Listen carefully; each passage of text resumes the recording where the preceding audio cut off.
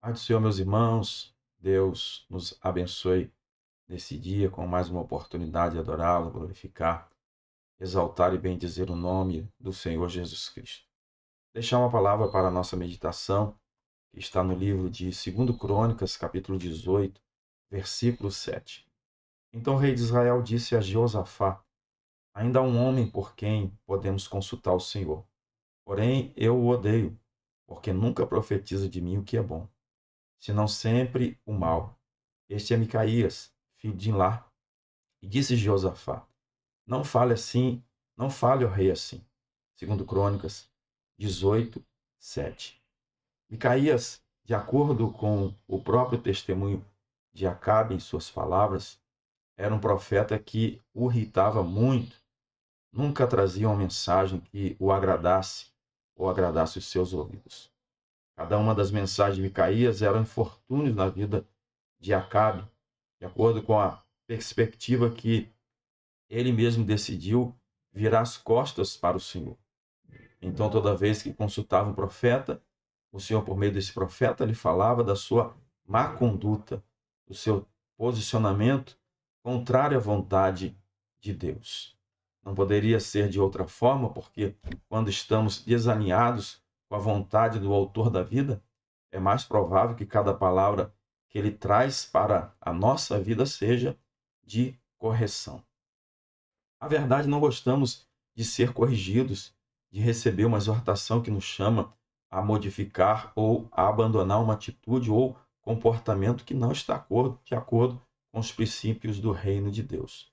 Nossa tendência natural é nos defender com argumentos elaborados que se propõem a explicar por que a correção não é necessária.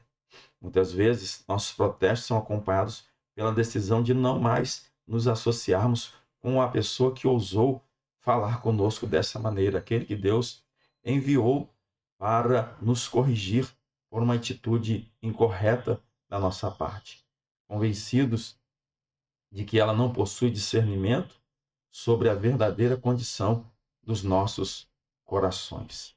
O apóstolo Paulo nos adverte lá em 2 Timóteo capítulo 4, versículo 3, o apóstolo adverte-nos como uma das características dos fins dos tempos será uma igreja que procura mestres que lhe digam o que eles querem ouvir, não o que precisam ouvir. Lá está dito em 2 Timóteo, capítulo 4, versículo 3, porque virá o tempo em que não suportarão a sua doutrina, mas tendo comichão nos ouvidos, amontoarão para si doutores conforme as suas próprias concupiscências. De fato, já estamos testemunhando uma multidão de chamados profetas, cuja característica é a abundância de seus anúncios favoráveis ao povo. Eles anunciam prosperidade, saúde, bem-estar, crescimento ilimitados. E como se poderia supor, esses profetas populares não estão sem seguidores fervorosos. Quem não quer estar perto de alguém que sempre diz o que eles querem ouvir?